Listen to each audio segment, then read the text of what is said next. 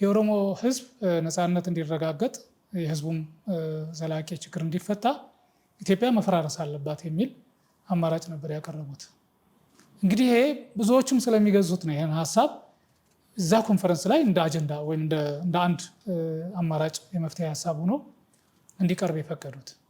አሁንም ያው ስልጣኑን ይዘነዋል ብለው ስለሚያስቡ ነው እንጂ ብዙዎቹ አክራሪዎች በዚህ አሁን ባለው ሁኔታ የማይመቻቸውና የማይስማሙ አሁንም የኦሮሚያን ነፃነት ይፈልጋሉ። ኤርትራ ለጦርነት የተዘጋጀ ነው። ለምን ወረራለሁ የሚል ስጋት ውስጥ ገብቷል። ውጊያው ዘመቻው የኢትዮጵያ መንግስት ሰራዊት ብቻ ሳይሆን የራሱ የኤርትራ አፋሮችም የቀይ ባህር አፋሮች በተለይ ከኢትዮጵያ መንግስት ጎን ሆነው የኤርትራን መንግስት ሊወጉ እንደሚችሉ ይገመታል። ኢትዮጵያ ካልፈራረሰች፣ ኢትዮጵያ ካልተዳከመች የትግራይ ችግር አይፈታም የሚል አቋም እየያዙ ነው።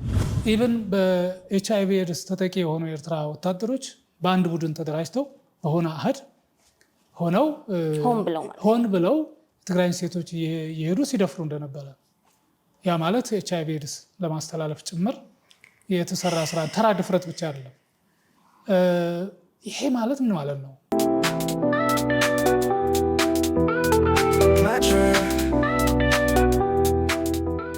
ሰላም ጤና ይስጥልኝ። በመላው ዓለም የምትኖሩ ውድ ኢትዮጵያውያን እንደምን አላችሁ?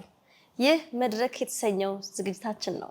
እንደተለመደው ከዶክተር ሲሳይ መንግስቴ በሰሞናዊ ጉዳዮች ላይ ውይይት እናደርጋለን።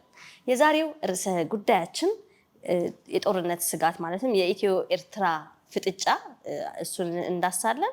ሌላው ደግሞ የአቶ ጌታቸው ማስተባበያ አለ። ምንድነው ያስተባበሉት? እሱንም ዶክተር ሲሳይ ይዳሱልናል።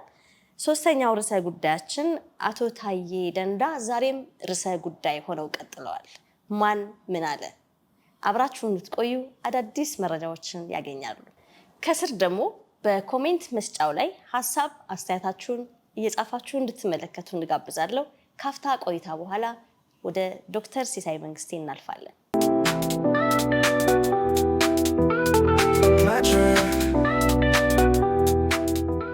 ዶክተር እንኳን ደህና መጡ። እንኳን ደህና ቆያችሁ። እንደምን አደራችሁ? እግዚአብሔር ይመስገን።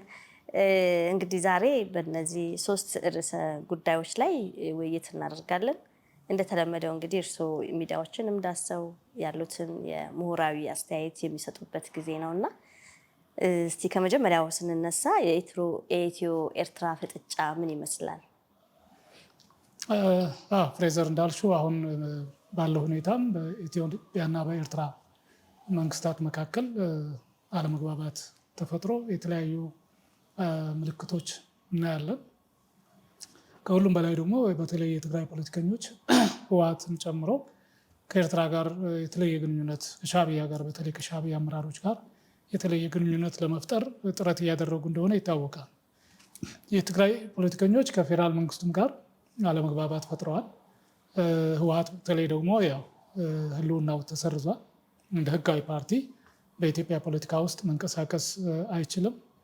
በዚህ ምክንያት አጣብቂኝ ውስጥ ገብተዋል። እንደ ማካካሻ አድርገው የኢትዮጵያ መንግስት ላይ ጫና ለመፍጠርም ጭምር የሚጠቀሙበት ከኤርትራ መንግስት ሰዎች ጋር በአጠቃላይ እና ከሻዕቢያ መሪዎች ጋር ደግሞ በተለይ የቀረበ ግንኙነት መፍጠር ነው። ይሄ እስከምን ድረስ ሊሄድ ይችላል? እንግዲህ የኢትዮጵያ መንግስትም ከቅርብ ጊዜ ወዲህ አጀንዳ አድርጎ የያዘው የባህር በር ጥያቄ አለ፣ የወደብ ጉዳይ አለ። ይሄን መሰረት አድርጎ ቀደም ሲል ጀምሮ የባህር ኃይል አደራጅቷል። ይሄ የባህር ኃይል እየተጠናከረ ሲመጣ እና የተሻለ አቅም እየፈጠረ ሲመጣ ያው በኤርትራ በኩል ግልጽ የሆነ ስጋት እየተፈጠረ መጥቷል። እንዳውም ሰሞኑን የጦርነት ስጋት ወይም ብልጽግና ሊወረን ነው የሚል አይነት ስጋታቸውን የኤርትራ ባለስልጣናት እየገለጹ ናቸው። በዋነኛነት ያው ቃል አቀባዩ አቶ የማነ ገብረ መስቀል በኤክስ ገጻቸው ኢትዮጵያ ያለውን ሁኔታ የሚገልጹበት ለማስተባበል የሚሞክሩበት ነገር አለ እና እነዚህን ነገሮች ስታይ ኤርትራ ለጦርነት የተዘጋጀ ነው። ለምን ወረራለሁ የሚል ስጋት ውስጥ ገብተዋል። የኢትዮጵያ መንግስት እያንዳንዱ እንቅስቃሴ ያሰጋዋል። ኤርትራ የወደብ ጥያቄ ሲነሳ ራሱን ነው ወስዶ እዛ የሚጥደው። ነገር ግን ወደብ በኤርትራ ብቻ አይደለም ያለው። የኢትዮጵያ ጎረቤቶች ሁሉም ማለት ይቻላል ምናልባት ከደቡብ ሱዳን በስተቀር ሌሎቹ ወደብ አላቸው። ሱዳን ፖርት ሱዳን የሚባል ወደብ አለው። ቀይ ባህርንም ያዋስናል። ጅቡቲ ያው በዋናነት በቀይ ባህር ዙሪያ ያለች ሀገር ትልቁ ወደብ ለኢትዮጵያ ጥቅም እየሰጠ ያለ ትልቁ ወደብ ያለባት ነች። ሶማሌላንድም ትልቁ ዋናውም ሶማሌ የወደብ ባለቤቶች ናቸው። ከህንድ ውቅያኖስ ጋር ተያይዞ ከኤደን ባህረ ሰላጤ ጋር ተያይዞ የወደብ አቅም ያላቸው ናቸው። ኬንያም ጭምር ላሙ ወደብን ለኢትዮጵያ አገልግሎት እንዲሰጥ አዘጋጅታ ወይም ፈቅዳ እንደነበረ ይታወቃል። ስለዚህ እነዚህ ሁሉ አማራጮች አሉ። በባህር በር ጉዳይ ወይ የባህር አስፈላጊነትን ታሳቢ አድርጎ የኢትዮጵያ መንግስት ወደብ የሚሻ ከሆነ ከዛም አልፎ ባህር ኃይሉን ለማስፈር የግድ የሚንቀሳቀስ ከሆነ ኤርትራ ብቻ አይደለችም ማለት ነው ያለችው አማራጭ። ጅቡቲም አንድ አማራጭ ነች። በነገራችን ላይ እንደውም ከሳምንት በፊት ይመስለኛል የጅቡቲ ፕሬዚዳንት ከአንድ የውጭ ሀገር ሚዲያ ጋር በነበራቸው ቃለ መጠይቅ እሳቸውም ስጋት ውስጥ እንደገቡ የሚያመለክት ነገር ገልጸዋል። ጅቡቲ ኢትዮጵያ በጅቡቲ ወደቦች መጠቀም ትችላለች፣ እየተጠቀመችም ነው። አንዱን ወደብ ለኢትዮጵያ ስራዬ ብለን ሰጥተን በአስተዳደርም በጋራ እንድናስተዳድረው የሚል አማራጭ አቅርበንለት የኢትዮጵያ መንግስት ባለስልጣናት ግን አዎንታዊ ምላሽ አልሰጡም የሚል ቅሬታቸውን ገልጸው ነበር። እሱ ብቻ አይደለም እንግዲህ የኢትዮጵያ ፍላጎት የነበረው ወደቡን እኛ ራሳችን ብቻችንን እናስተዳድረው አይነት ለረዥም ጊዜ የሚቆይ ኪራይ ሊሆን ይችላል፣ ወይም በተለያየ መልኩ ብቻ ሰጥቶ መቀበል መርህን ታሳቢ ያደረገ ያን ወደብ መቆጣጠርና የባህር ኃይልም በዛ አካባቢ ማስፈር ዋነኛ ፍላጎቷ ነው። ይሄን የማያሟላ ከሆነ የጅቡቲ ኦፈር ወይም የጅቡቲ ይሄን ወደብ ተጠቃሚ የሚለው በተለይ ታጁራ ወደብን ይመስለኛል ላይስማሙ ይችላሉ የኢትዮጵያ መንግስት ባለስልጣናት። ለምን ያሰቡት ሀሳብ አለ፣ አላማ አለ። ያን በህግም በተለያየ አማራጭም ለማግኘት ጥረት ገና እናደርጋለን። ወደ እንደዚህ አይነት እጅ የሚያሰጥ ነገር ውስጥ አንገባም ሊሉ ይችላሉ።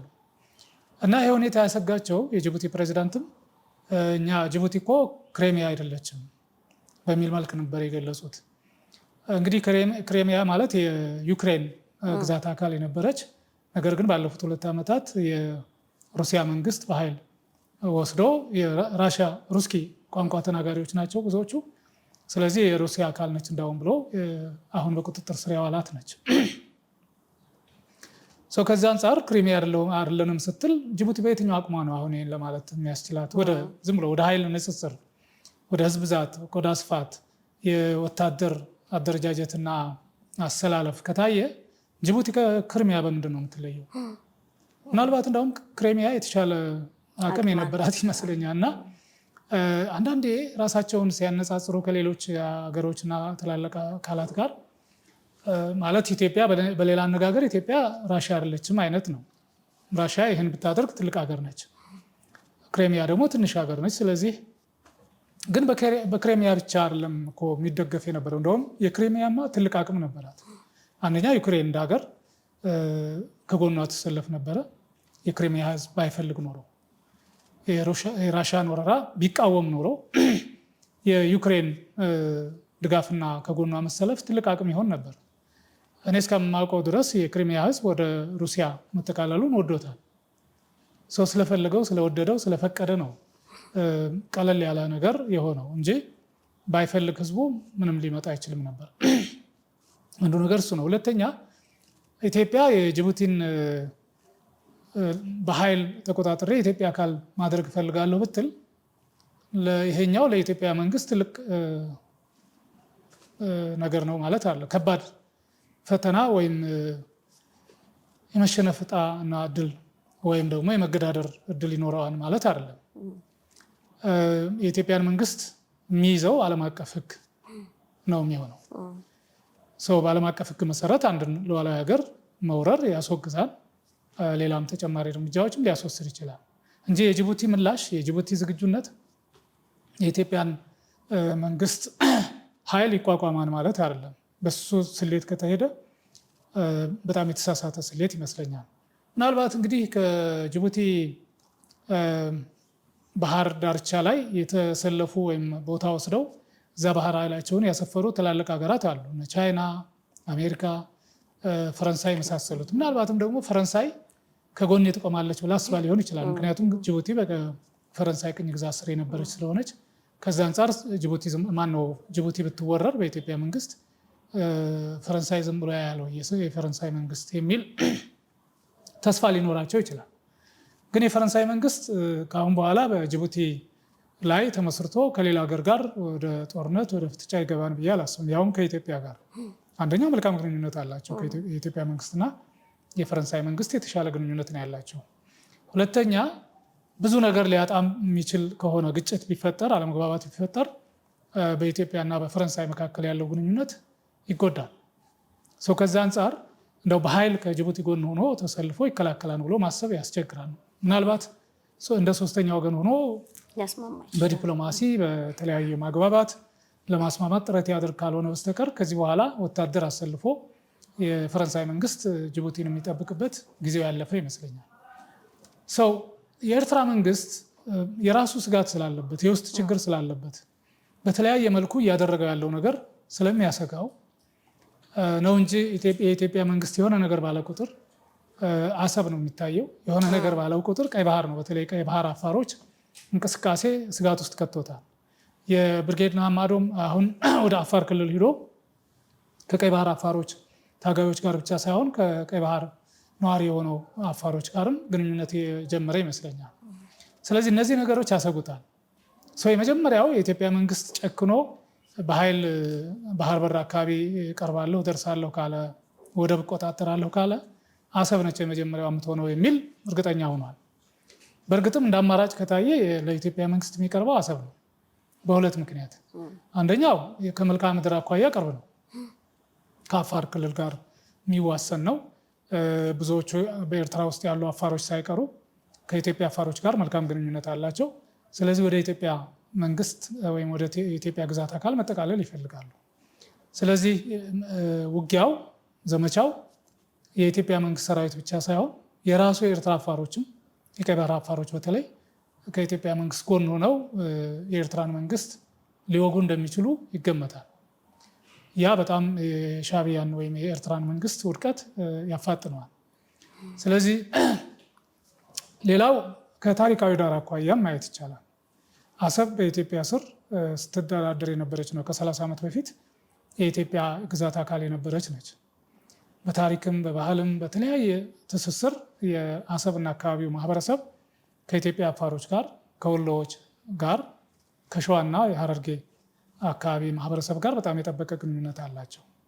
ስለዚህ አሰብን በቀላሉ መቆጣጠር ይቻላል ማለት ነው። ምክንያቱም እንትን ለማድረግም ቢያንስ ምክንያታዊ ለማድረግ በታሪክ የኢትዮጵያ አካል ነበረች፣ አላግባብ ነው ወደ ኤርትራ የተካተተችው።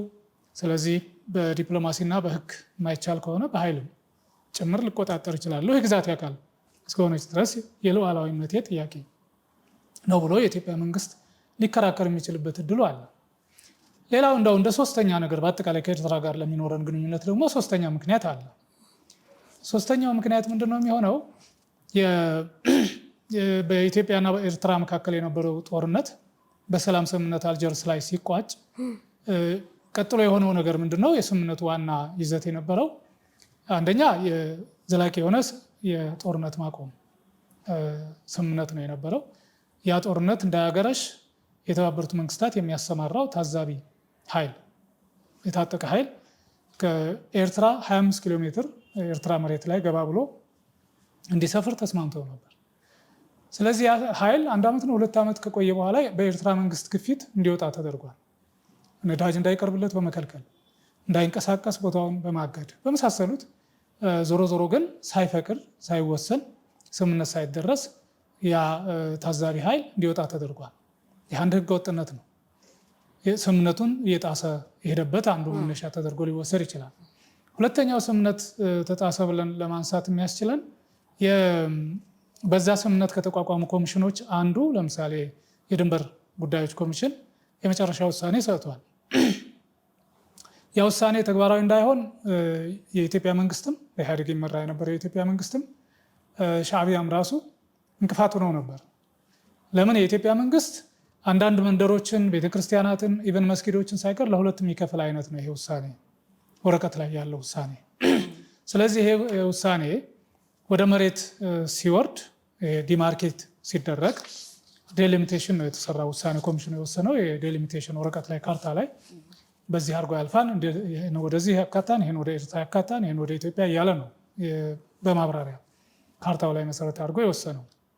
ያ ካርታ ላይ ያለ ነገር መሬት ላይ መውረድ መቻል አለበት፣ ችካል መቸከል መቻል አለበት። ይህን ለማድረግ ሲጠየቅ የኢትዮጵያ መንግስት እንደ ቅድመ ሁኔታ ያስቀመጠው ነገር ምንድነው? ውሳኔውን እቀበላለሁ፣ አከብራለሁ። ነገር ግን ሲፈጸም መሬት ላይ ሲወርድ የሆነ ቤተክርስቲያንን የሆነ መንደርን የሚከፍል ከሆነ ወደ አንደኛው እያደረግ እንድንካለል መስማማት ፈልጋለሁ። ለዚህ የኤርትራ መንግስት ዝግጁ መሆኑን ሊያረጋግጥልኝ ይገባል የሚል ነበር። የኤርትራ መንግስት ደግሞ በውሳኔው መሰረት በቃ እንዳለ ነው። ያ አንድ ቤትም ቢሆን ቢከፈል የራሱ ጉዳይ የሆነ አንድ ቤተክርስቲያን ሊሆን ይችላል ወይ መስጊድ ከሁለት ከተከፈለ ተከፈለ፣ ወይ ትምህርት ቤት ሊሆን ይችላል፣ ለምሳሌ ጤና ጣቢያ ሊሆን ይችላል።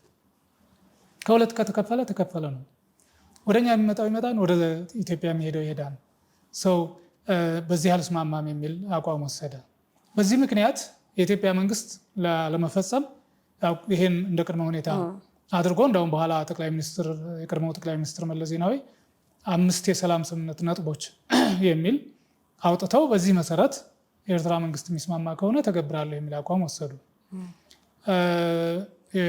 ሻዕቢያ የሚመራ የኤርትራ መንግስት ደግሞ ፈቃደኛ አልሆነም። በዚህ ምክንያት ለ20 ዓመት ያክል ፍጥጫ፣ ሰላም የለው ጦርነት የሌለው አይነት 20 ዓመት ሙሉ ጎረቤት ህዝብ ሳይገናኝ ተዘግቶ መንግስታትም እንደዛው። ከዛ በኋላ እንደውም የኢትዮጵያ መንግስት የኤርትራን መንግስት አሸባሪነት በማስረጃ እያስደገፈ አሸባሪ እንደሚደግፍ የተለያዩ አሸባሪዎች እንደሚያግዝ ማስረጃ እያቀረበ ለተባበሩት መንግስታት ጸጥታው ምክር ቤት ጭምር ማዕቀብ እንዲጣልበት እና ከዓለም እንዲገለል ለማድረግ ሰራ። በዚህ ምክንያት የኤርትራ ህዝብ በጣም መከራ አይቷል።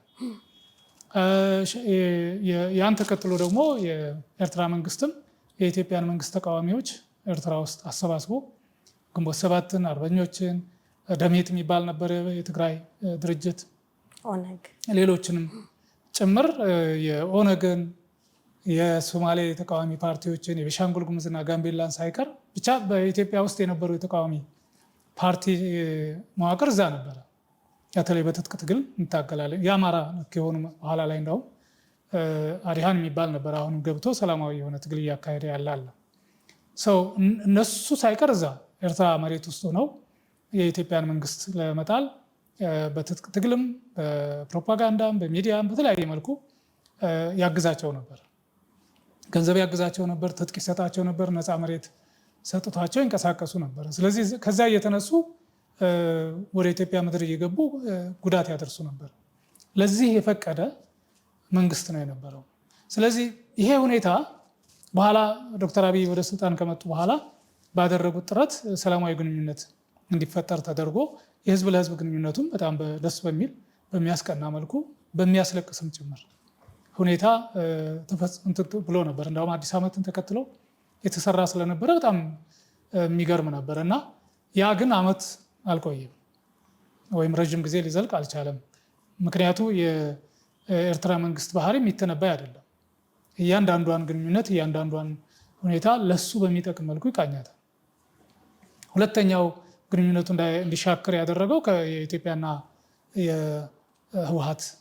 በህወሓትና በፌዴራል መንግስቱ መካከል የተካሄደው ጦርነት፣ እሱን ተከትሎ የኤርትራ ድጋፍ ስለነበር በጦር ኃይሉ በኩል ያ እንዲቀር ሲደረግና ጦርነቱ በሰላም ስምምነት ሲቋጭ የኤርትራ መንግስት አኩርፏል ወይም ተከፍቷል።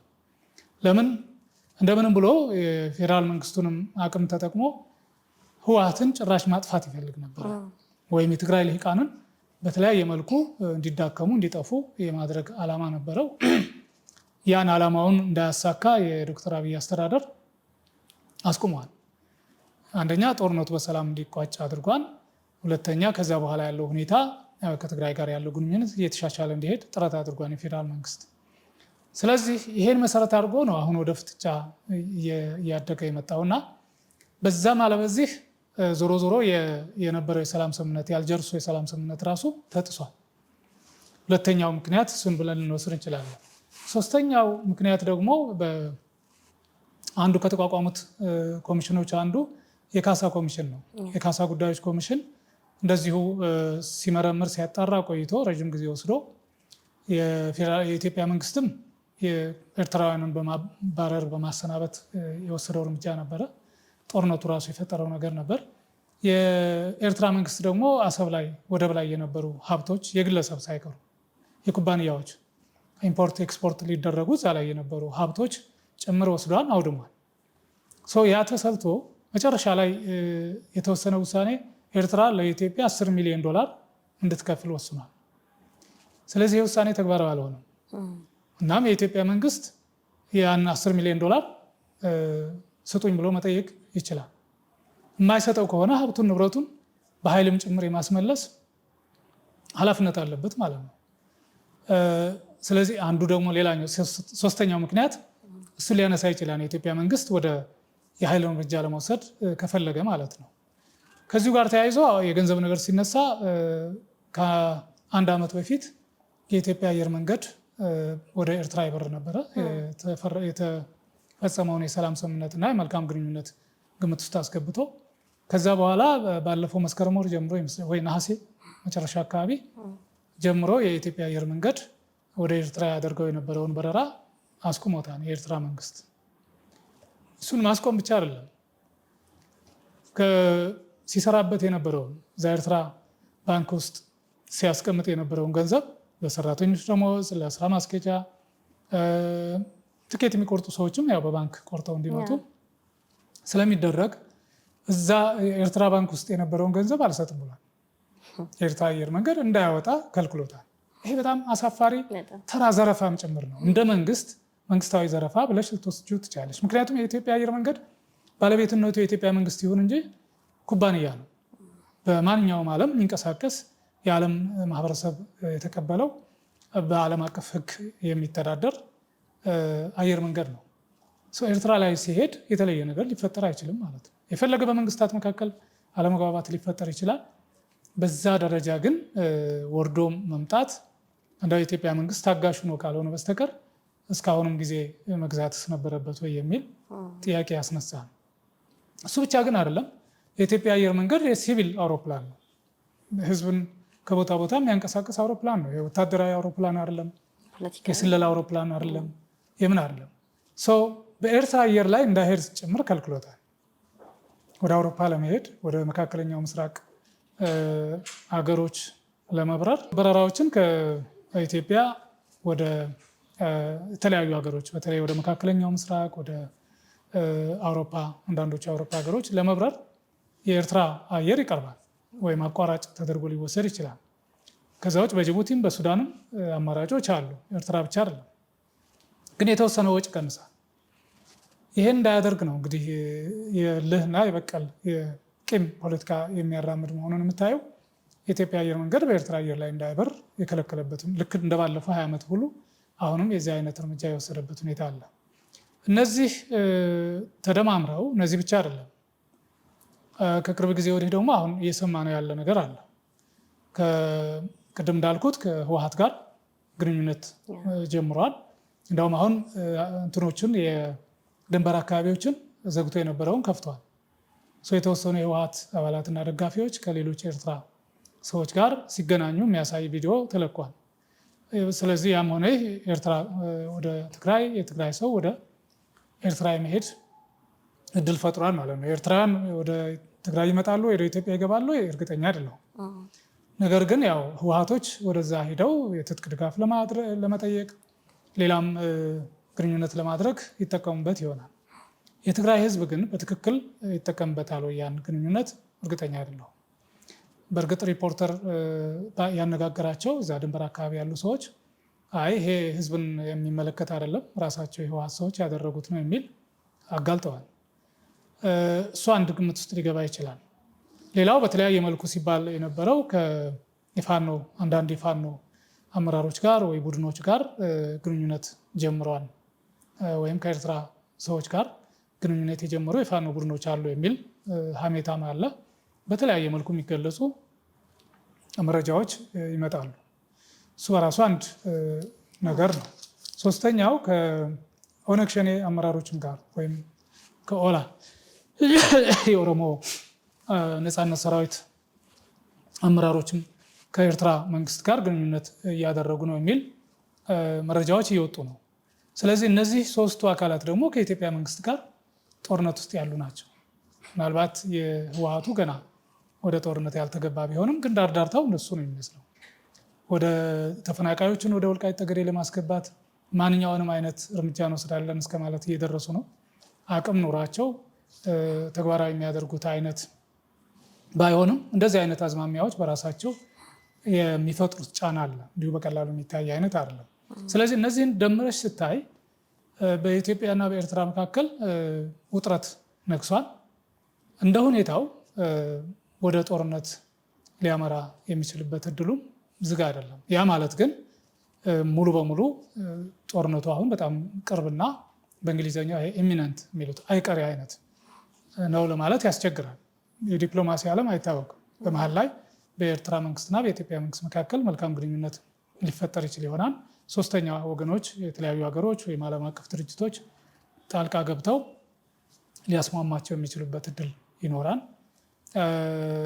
ይሄም ነው ግን የሚያሳዝነው የሚያሳፍረውም ነገር በእርግጠኝነት ለምሳሌ የህወሓት ከሻዕቢያ ጋር ሆኖ የኢትዮጵያን መንግስት ለመውጋት እየተዘጋጀ ከሆነ እንደዚህ አይነት ግንኙነት ፈጥሮ ከሆነ በእርግጥም የለየለት ባንዳነቱን ነው የሚያሳየው። በእርግጥም አንድ በቅርቡ ቪዲዮ ላይ ሲመላለስ የሰማሁት አለ። ብዙዎቹ የህወሓት ካድሬዎች አቋም ተደርጎ ሊወሰድ ይችላል እና ኢትዮጵያ ካልፈራረሰች፣ ኢትዮጵያ ካልተዳከመች የትግራይ ችግር አይፈታም የሚል አቋም እየያዙ ነው። ይሄ የተቃዋሚ የሚባሉትም ሳይቀሩ የፖለቲካ ፓርቲ አመራሮች በተለያየ መልኩ ሲገልጹት እንሰማለን። የትግራይ ይሄ የኦሮሞ አክራሪ የኦሮሞ ፖለቲከኞችም ሀሳብና አመለካከት ነው። በነገራችን ላይ ከለውጥ በፊት ታስታውሽ ከሆነ ለንደን ላይ አንድ ያካሄዱት የኦሮሞ ልሂቃን ኮንፈረንስ ነበር እና አንዱ የመፍትሄ ሀሳብ ተብሎ ቀርቦ የነበረው የኦሮሞ ህዝብ ነፃነት እንዲረጋገጥ የህዝቡም ዘላቂ ችግር እንዲፈታ ኢትዮጵያ መፈራረስ አለባት የሚል አማራጭ ነበር ያቀረቡት። እንግዲህ ይሄ ብዙዎቹም ስለሚገዙት ነው ይህን ሀሳብ እዛ ኮንፈረንስ ላይ እንደ አጀንዳ ወይም እንደ አንድ አማራጭ የመፍትሄ ሀሳብ ሆኖ እንዲቀርብ የፈቀዱት። አሁንም ያው ስልጣኑን ይዘነዋን ብለው ስለሚያስቡ ነው እንጂ ብዙዎቹ አክራሪዎች በዚህ አሁን ባለው ሁኔታ የማይመቻቸውና የማይስማሙ አሁንም የኦሮሚያን ነፃነት ይፈልጋሉ። ነፃ ኦሮሚያ እንድትመሰረት ይፈልጋሉ። የኦላ አንዱ ዓላማ እሱም ይመስለኛል። የፋኖ እንደዚህ አይነት ኢትዮጵያ ፈርሳ የአማራ ህዝብ መብትና ጥቅም ይረጋግጣን የሚል አቋም እንዳላቸው አላውቅም። በተለያየ መልኩ ሲገለጽ በዛ መልክ እንደው በጣም ቦልድ በሆነ መልኩ ሲገልጹ አልሰማም። ነገር ግን ከቅርብ ጊዜ ወዲህ እየታዘብን ያለ ነው የአማራም እንደ ማንኛውም ብሔርተኛ በኢትዮጵያ ውስጥ የተሻለ እንትን ካለ አብሮ መኖርን ያስቀድማል። የማይሆን ከሆነ ግን አባት ሀገር አማራ የሚባል ሀሳብም መኖር አለበት፣ እንደ አማራጭ መታየት አለበት የሚሉ ወገኖች አሉ። ይሄ ምን ያህል ሰው ይገዛዋን ከአማራው ውስጥ እርግጠኛ መሆን የሚቻለው ብዙ ሰው የሚገዛው አይመስለኝም። በጣም አክራሪ የሆኑ ብሔርተኞች በአማራ ላይ የደረሰ ያለው ግፍና በደል የሚያማቸው፣ በእርግጥም ሁላችንም የሚያመናል፣ ምንም ጥርጥር የለውም። ግን የአማራ ህዝብ መፍትሄ ችግር የሚፈታው በየትኛው መንገድ ነው የሚለው ላይ ነው ልዩነት ያለው። አንዳንዶቹ ትንሽ ያከሩትና አማራ የሚባል ሀገር መመስረት አለብን፣ የአማራ መንግስት ነፃ ሀገር ሊኖረን ይገባን የሚል ሀሳብ ያላቸው አሉ። እነዚህ ወገኖች አንዱ የሚዘነጉት ነገር አማራ የሚባለው የቱ ነው የሚለውን በደንብ ማየት ያለባቸው ይመስለኛል፣ መፈተሽ ያለባቸው ይመስለኛል። አንደኛ አማራ በብዛት በመላው ሀገሪቱ የተሰራጨ ህዝብ ነው። አማራ ክልል በሚባለው ውስጥ እንኳ አንደኛ በዙሪያው ያሉ አማራ የሆኑ አካባቢዎች በሌላ ክልል ውስጥ ያሉ አሉ። በሸዋ ኦሮሞ ውስጥ ያሉ አሉ። በቤኒሻንጉል ጉሙዝ ውስጥ ያለ የመተከልና አካባቢውን ልታነሽ ትችላለሽ። ወልቃይት ጠገዴ፣ ሰቲት ሁመራ፣ ጠለምት፣ ራያ ገና እልባት ያላገኘ አካባቢ ነው። ሰው መልክ ያልያዘ ነገር ገና ክልል እንኳ ብለሽ ክልሉ ተብሎ የሚታሰበው አካባቢ እንኳ ስትወስጅ በዛ ውስጥም ሌሎች ደግሞ ብሔር ብሔረሰቦች አሉ። አገዎች አሉ፣ ኦሮሞዎች አሉ፣ ቅማንቶች እና አርጎባዎች የመሳሰሉት አሉ። የእነሱም ፍላጎት የእነሱም ስሜት መጠበቅ አለበት። ያ ማለት ግን የእነሱ መብት ጥቅም ለማስከበር ሲባል የአማራ ህዝብ ሁልጊዜ እየተበደለ፣ እየተገፋ፣ እየተጨቆነ የተዘረፈና የተፈናቀለ ይኖር ማለት አይደለም። ይህን ታሳቢ ያደረገ ሚዛናዊ የሆነ መፍትሄ ይፈልጋል። እንደ ትግራዮች አንድ አካባቢ አብዛኛው ህዝብ አንድ አካባቢ የሆነበት አይደለም የአማራ። እንደ ኦሮሞዎች በሆነ የሚታወቅ መልክዓ ምድራዊ አካባቢ የሚበዛው ኦሮሞ የሚገኝበት አይነት አይደለም። ከግማሽ በላይ የሚሆነው አማራ ክልል የሚባለው ክልል ውስጥ ከሚኖረው ህዝብ በላይ በሌሎቹ ክልሎች ውስጥ የሚኖረው አማራ ይበዛል፣ አዲስ አበባን ጨምሮ። ስለዚህ እሱን ታሳቢ ያደረገ መፍትሄ ይፈልጋል። ያን ታሳቢ ያደረገ ትግልም ማካሄድ ጤናማ ሊሆን ይችላል። ከዚህም የወጣ የአማራን ህዝብ የሚጎዳ ትግል የሚያካሂዱ ወገኖች መፍትሄ ይዘው ሊመጡ አይችሉም። በዘላቂነት ችግርም ይፈታን ብዬ አላምንም። ስለዚህ በዛም አለበዚህ ግን ዞሮ ዞሮ እንደ ኤርትራ ካለ መንግስት የኢትዮጵያ መሰረታዊ ጠላት ከሆነ የኢትዮጵያ ታሪካዊ ጠላት ከሆነች ግብፅ ጋር ሆኖ የሚሰራ ኢትዮጵያን ለማፍረስ ወይም ኢትዮጵያን የባህር በር እንዳይኖራት አንቆ ለመያዝ ከሚሰራ አካል ጋር የሚደረግ ግንኙነት በምንም መልኩ ተቀባይነት ሊኖረው አይገባም ብዬ አስባለሁ። የአማራ ፋኖ ሊሆን ይችላል፣ የኦሮሞ ነፃነት ሰራዊት ሊሆን ይችላል፣ የትግራይ የተለያዩ ኃይሎች ህወሓትን ጨምሮ ከኤርትራ ጋር የሚደረግ ግንኙነት በጣም ሀገርን የሚክድ በከሃዲነትም የሚያስጠይቅ አይነት ነገር ነው ብዬ ነው የማስበው። እና ይሄን ነው እንግዲህ ማለት የምችለው ከኢትዮ ኤርትራ ወቅታዊ ሁኔታ ጋር ተያይዞ ያለውን ሀሳብ። የሻዕቢያ መንግስት ትግራይ ውስጥም ገብቶ ኢሰብአዊ ድርጊት ከመፈጸም ጀምሮ እስከ ንብረት ዘረፋ ድረስ የማይረሳ የቅርብ ጊዜ ትዝታችን ነው። ህወሓት ወይም ወያኔ ይሄንን ዘንግቶት ነው ወይ? ማህበረሰቡ ይቀበላል ወይ? እስካሁን ድረስ ከዛ ትራውማ ያልወጡ በጣም ብዙ ዜጎቻችን አሉ ትግራይ ውስጥ። ያ ተረስቶ ነው ወይስ ምንድን ነው የሚፈለገው? ሁለተኛ ደግሞ የብልጽግና ወይም ብልጽግና የወከላቸው አሉ እዛ ሌሎች፣ እነሱስ በዚህ ጉዳይ ላይ አስተያየት ምንድን ነው የሚሉት? የሻዕቢያ ሰራዊት ወይም የኤርትራ መንግስት ሰራዊት ወደ ትግራይ ገብቶ የትግራይ ህዝብ ላይ የፈጸመው ግፍና በደል የቅርብ ጊዜ ትዝታ ስለሆነ ሩቅ አይደለም። የዘረፈው ሀብት፣ ያወደመው ንብረት እንዲህ በቀላሉ የሚታይ አይደለም። እንዳውም የትግራይ ሰዎች የህወሓት በተለይ ካድሬዎች ስፒል ሳይቀር ወስዷን፣ ማንኪያ ሹካ ሳይቀር ዘርፏን እያሉ ነበር የችግሩን ስፋት ሲያንጸባርቁ የነበሩት። እሱ ብቻ አይደለም። ከትግራይ ውስጥ በእነሱ ሪፖርት መሰረት ከ100 ሺህ በላይ ሴቶች ተደፍረዋል ይላሉ። ከ100 ሺህ በላይ ሴቶች ሲደፈሩ የመቀሌ ዩኒቨርሲቲ ያጠናው ጥናት የሚያሳየው ሪፖርት 76 በመቶ የሚሆኑት ሴቶች በኤርትራ ሰራዊት ነው የተደፈሩት የሚል መረጃ ወጥቷል። ያ ማለት ከ100 ሺህ ሰዎች ውስጥ 76 ሺህ የሚሆኑት የትግራይ እናቶች የተደፈሩት በኤርትራ ሰራዊት ነው። አንዳንዱ የሚዘገንን ነው። እንደውም ራሳቸው የትግራይ ሰዎች ሲገልጹት የምትሰሚው ኢቨን በኤችአይቪ ኤድስ ተጠቂ የሆኑ የኤርትራ ወታደሮች በአንድ ቡድን ተደራጅተው በሆነ አህድ ሆነው ሆን ብለው የትግራይን ሴቶች እየሄዱ ሲደፍሩ እንደነበረ፣ ያ ማለት ኤችአይቪ ኤድስ ለማስተላለፍ ጭምር የተሰራ ስራ፣ ተራ ድፍረት ብቻ አይደለም። ይሄ ማለት ምን ማለት ነው? ቀሪውን 24 ሺህ ሴቶች፣ እህቶች፣ እናቶች የፌዴራል መንግስት ሰራዊትም ሊሆን ይችላል፣ የራሳቸው የህወሓት ሰራዊትም ጭምር ከእስር ቤት ብዙዎቹ ደግሞ ከእስር ቤት የወጡ ጎረምሶች ወይም በወንጀል ተከሰው ተጠርጥረው ወይም ተወስኖባቸው የነበሩ ወገኖች አሉ። እነዚህም የፈጸሙት ድፍረት አለ ከተማ ውስጥ። ያ ማለት ምን ማለት ነው? አሁን ይሄ ይረሳል ወይ? የእውነት ለእህቶቻቸው፣ ለእናቶቻቸው፣ ለልጆቻቸው የሚቆረቆሩ ቢሆን ኖሮ 76 ሺህ እናቶች የትግራይ እናቶች የደፈረ መንግስት ያሰማራው ሰራዊት ጋር ግንኙነት ማድረግ ነበረባቸው ወይ? አሁን ላይ ከ2 ዓመት በፊት ነው አይደል የተፈጸመው። በጣም የሚያሳዝነው ነገር ይሄ ነው። የህወሓት ትልቁ ችግር፣ የትግራይ ልሂቃንም መሰረታዊ ችግራቸው ምንድን ነው ታውቂያለሽ? ራሳቸውን ያስቀድማሉ።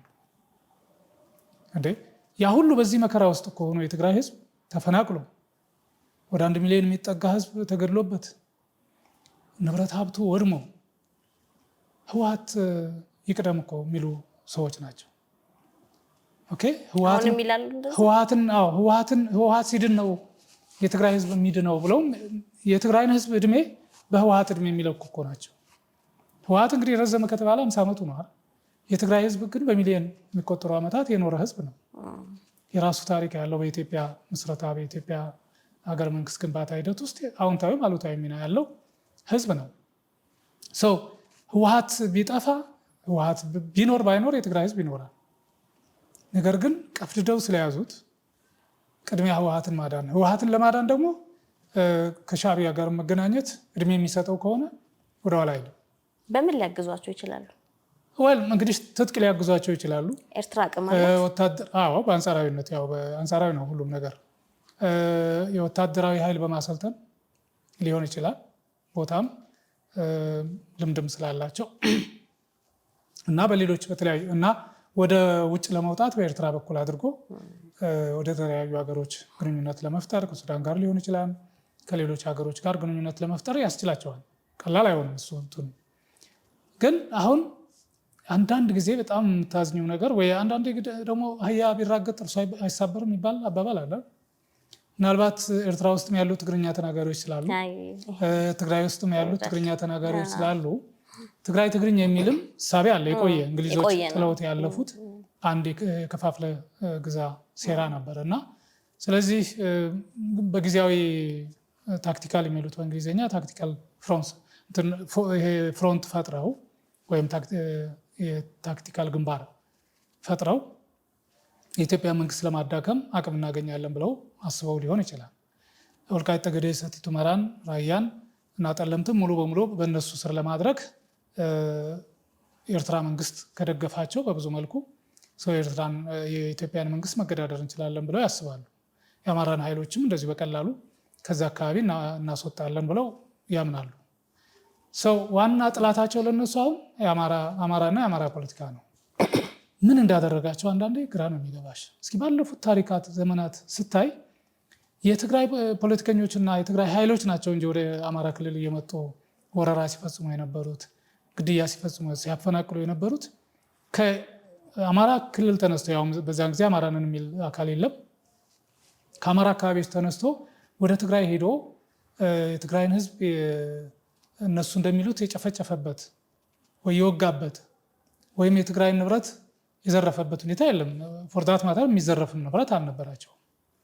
አሁንም ኤርትራ ወስዶት ጨርሰዋል። ስለዚህ የትኛው የአማራ መሪ ነው ወደ ትግራይ ሄዶ ትግራይን ህዝብ ያንገላታው? አፄ ቴዎድሮስ ነው። አፄ ቴዎድሮስ ሁሉንም ነው። እንደውም በትግራይ ላይ ከፈጸመው ግፍ እና በደል በላይ ጎጃም ላይ፣ ጎንደር ላይ፣ ወሎ ላይ ፈጽሟን ሸዋ ላይ ጨምሮ ማለት ነው።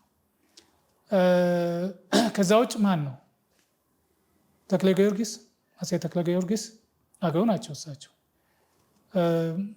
ከአፄ ዮሐንስም ጋር የተጋቡ ነበሩ። የአፄ ዮሐንስን እህት ነበር ያገቡት። አፄ ዮሐንስም ደጃች ተብለው እንዲሾሙ እድል የሰጧቸው አፄ ተክለ ጊዮርጊስ ናቸው። በትግራይ ህዝብ ላይ ሳይሆን በአምፀው በነበሩ ያን የደጃዝማች ካሳ ምርጫ የኋለኛው ዮሐንስ አፄ ዮሐንስ ያን አምፀው ሲሄዱ ሊያስከብሩ ሂደዋል። ከዛ ያለፈ ትግራይ ውስጥ ጦርነትም አልተካሄደም። ያን ያህል ትልቅ የሚባል ጦርነት አልተካሄደም። ከዛ በኋላም ራሳቸው አፄ ዮሐንስ ነው እንግዲህ ስልጣን የያዙት። አፄ ዮሐንስ ግን ወሎ ላይ ወረራ ፈጽመዋል። ከራያ ጀምሮ በሺዎች የሚቆጠሩ ህዝቦች እየገደሉ ነው የመጡት። ጎጃምን አጥፍተውታል በሚያሳዝን ሁኔታ። ይሄን ራሳቸውን መስክረዋል።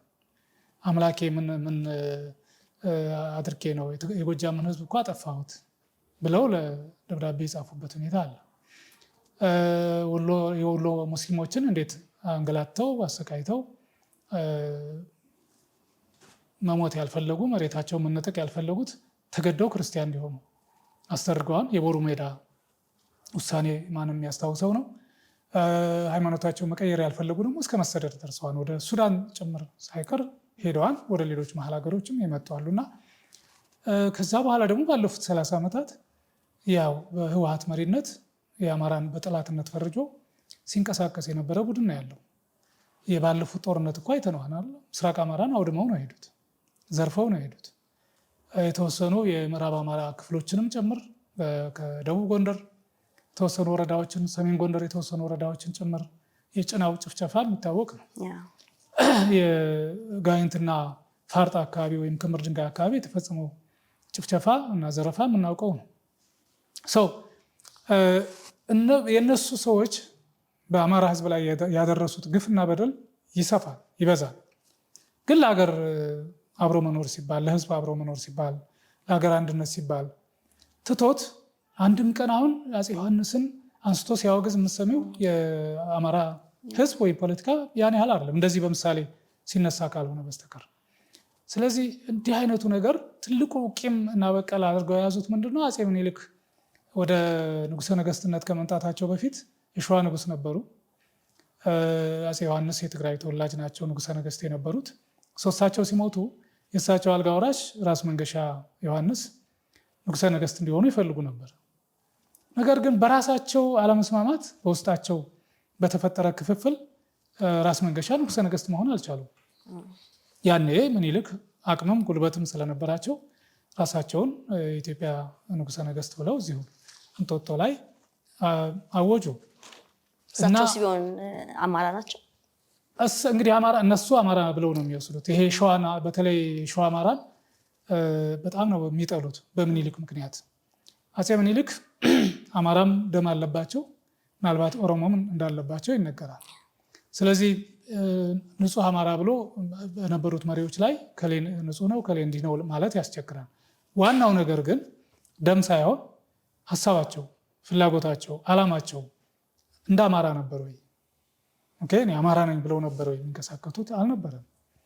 እነሱ ኢትዮጵያዊነትን ታሳቢ አድርገው ነው ሲንቀሳቀሱ የነበሩት እንጂ አማራን ወክለው የአማራን ሕዝብ ጥቅም በተለየ መልኩ ለመጥቀም እንደነሱ የተንቀሳቀሱ አይደለም። ይህን ሁሉ ግምት ውስጥ ማስገባት ይኖርብናልና ዞሮ ዞሮ ግን የረሱት በቃ ምን ትያለሽ? አየሽ የዛን ሕዝብ ቁስል፣ የዛን ሕዝብ ምሬት፣ የዛን ሕዝብ ሰቆቃ ለነሱ ጥቅም እስካላገለገለ ድረስ ጉዳያቸው አይደለም። በ17 ዓመቱም ጦርነት እኮ የታየው እሱን ነው። ልክ ጦርነቱ እንዳለቀ ያ ሁሉ ተረስተዋል። እንደዚህ አሸሸ ገዳሜ ሲባል ነበር።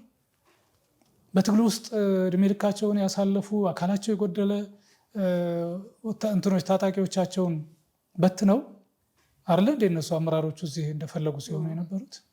አዲስ አይደለም ማለት ነው። በደርግ ጊዜ ያ ሁሉ ድብደባ ያ ሁሉ ጭፍጨፋ ተካሂዶ በአንድ ቀን እኮ 2500 ህዝብ ሀውዜን ገበያ ላይ ተጨፍጭፏን ተብሏል። በደርግ አየር ኃይል ሰማዕታት እንትንም ብለው እንደውም ባለፈው በዓል አክብረዋል፣ ተነጋግረንበታል እኛም ሂደቱን።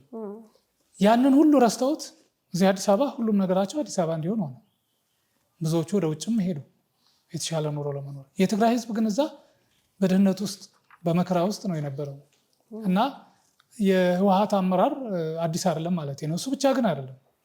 በ1977 ዓ.ም ያ ድርቅ በጣም አስከፊ የሆነ ረሃብ ተከስቶ በነበረበት ጊዜ በትግራይ ህዝብ ስም ለምነው ያመጡት $100 ሚሊዮን ካገኙት ውስጥ $95 ሚሊዮን እኮ ለጦርነቱና ለፓርቲ መስረታ አቅርቦት ነው ያዋሉት።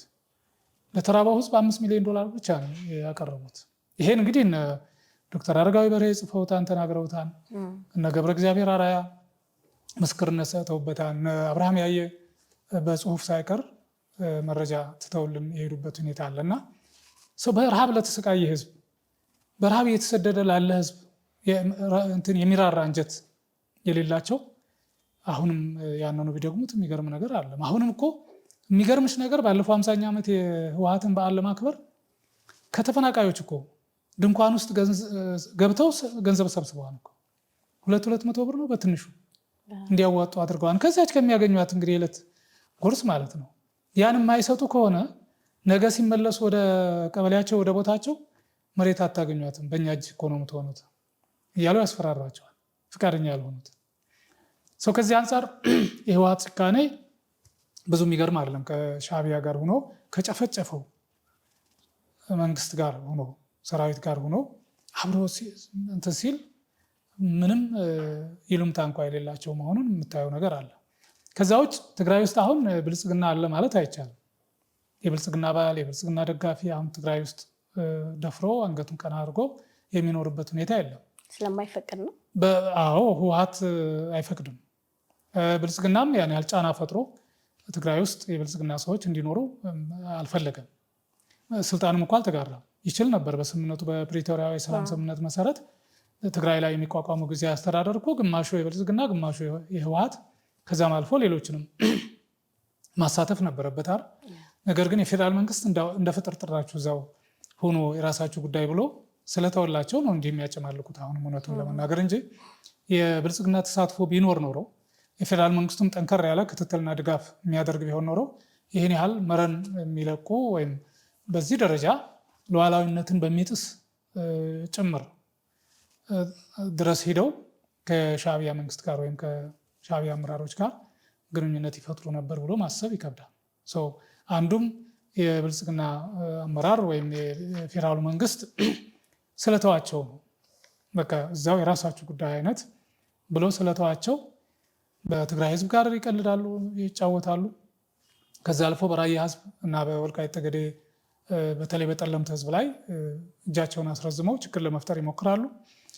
ወልቃይት ጠገዴ ላይ ደግሞ ጦርነት ለመክፈት ከበባ እየፈጸሙ እንደሆነ ዝግጅት እያደረጉ እንደሆነ እየተናገሩ ነው። በተለያየ መልኩ መረጃዎችም ይወጣሉ። እስከዚህ ድረስ መሄድ አይችሉም ነበረ። በእርግጠኝነት ብልጽግና አመራር ጠንከር ብሎ ቢይዛቸውና የፌዴራል መንግስቱም መከላከያውንም ፌዴራል ፖሊስንም ትግራይ ውስጥ ጠንከር አድርጎ ቢያሰማራ ይህን ያህል አሁን የሚሄዱትን ያክል የመሄድ እድል አይኖራቸውም ነበር። ዶክተር እንግዲህ የዛሬ ውይይታችን በዚህ ያበቃል። የኢትዮ ኤርትራ ፍጥጫ የሚለው ርዕሰ ጉዳያችን ላይ ሰፋ ያለ ውይይት አድርገናል። በቀጣይ በቀሪዎቹ ውይይታችን በአቶ ጌታቸው ረዳ ማስተባበሪያና በአቶ ታዬ ደንዳ ርዕሰ ጉዳይ ዙሪያ ላይ በቀጣይ የሚኖረው ውይይት ይሆናል። የተወደዳችሁ ተመልካቾቻችን ከዶክተር ሲሳይ ጋር የነበረን ቆይታ በክፍል 1 ይህንን ይመስል ነበረ። በክፍል 2 ደግሞ ቀሪውን ርዕሰ ጉዳዮቻችንን ይዘን እንመጣለን። ተከታተሉ። ቀጣይ ቪዲዮ እንዲደርሱ ሰብስክራይብ አድርገው ቤተሰብ ይሁኑ። እንዲሁም ይሄ ቪዲዮ ለሌሎች እንዲደርስ ላይክ፣ ሼር ያድርጉልን። ሀሳብ አስተያየቶት ለኛ በጣም ጠቃሚ ነውና በኮሜንት ላይ ሀሳብ አስተያየቱን ያስፍሩልን። እንዲሁም በስልክ ቁጥራችን እዚህ ላይ በተጻፈው ስልክ ቁጥራችን ላይ ይደውሉልን፣ ቴሌግራም ላይ ይጻፉልን። አመሰግናለሁ።